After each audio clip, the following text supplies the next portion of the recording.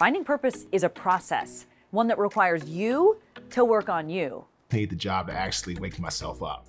So it made me realize there was no accountability in my life, no responsibility in my life. And because of that, everything that happened in my life, all the shortcomings, was my fault. We need to recognize the pressure we put on ourselves because sometimes it forces us to contort into something we're not meant to be. You're always trying to get that body positioning accurate. And everything is based around it has to be perfect for you to score that 10. On this season of AMPstigator, it's all about struggle and the grit it takes to overcome and create change. Courage comes from knowing that the bigger picture, the bigger goal, the bigger draw has value.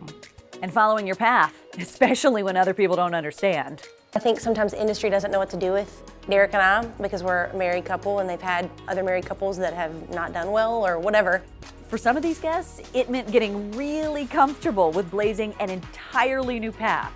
Then the pandemic happened and all of a sudden it was like, oh, does anybody ever studied this? And I was like, it me. And can we be real about how the pandemic changed everything, even for people who were already on their path? I think one thing that my day job shows me is the fragility of life, of my drive to do as much as I can in whatever time frame, because we don't all get 90 years and we don't get a good 80 years sometimes, or a good 70 years. So carpe diem.